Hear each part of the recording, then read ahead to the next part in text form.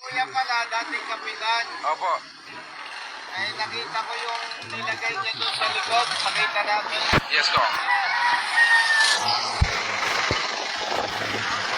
Ito, Kong. Ito ang nagpatigil sa atin, Kong.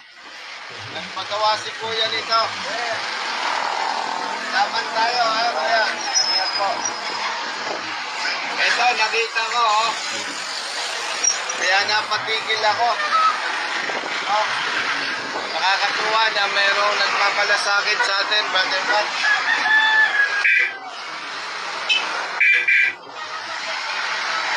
Awag na kanan. Ano, laban? Laban, laban tayo. Ingat po.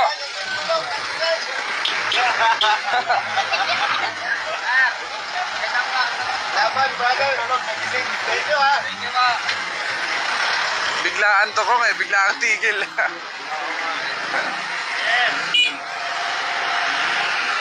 So lahat po ng mga bagong pasok sa live, ulitin ko po na napatigil po tayo dito sa ano ba yung lugar to? Lipa City to, ano Kuya? Lipa? Lipa City, dahil meron po tayong nakitang isang owner na merong tarpaulin kung saan pinagawa po ito mismo ng may-ari nito sa sasakyan. Nakakatuwa na may nagmamalasakit sa ating laban, ano? Individual initiative nga. Mananalo ba tayo? Opo. Salamat po. Ay, nako. Nakakamag-anak mo. Ay, okay. Manalo po tayo ng Thank you, ha. Thank you. Salamat po, Ben. Ingat.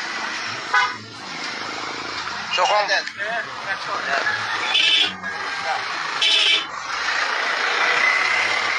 Kong, Lalagay nyo dun sa number 12 sa balota.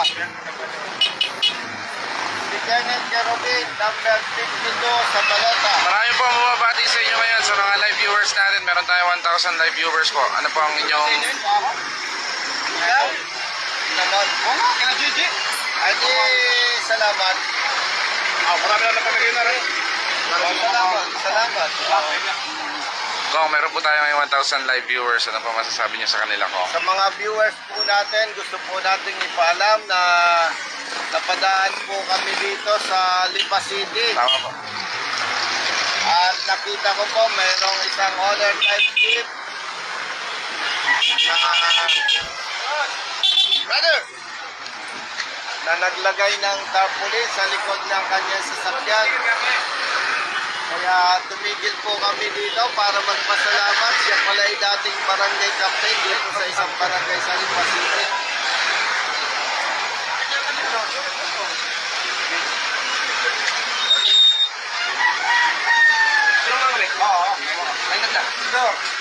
Brother!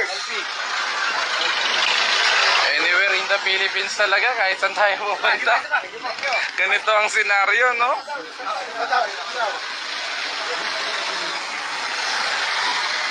Thank you po.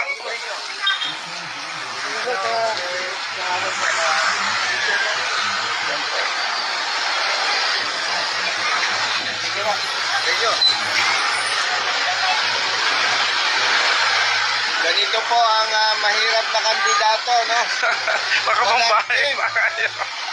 Nakapambahay pa. Tatlo lamang po kami na nanganap. Brother Jerry. No, talagang ganon. Tiwala sa Diyos at sa taong bayan. Tama po kayo. At nagpapasalamat po tayo sa mga nagtitiwala at sumusuporta sa ating laban.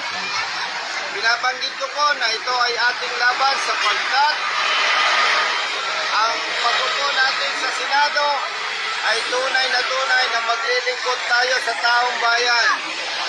Mananatili tayong may prinsipyo, paninindigan at may pagmamahal sa bayan.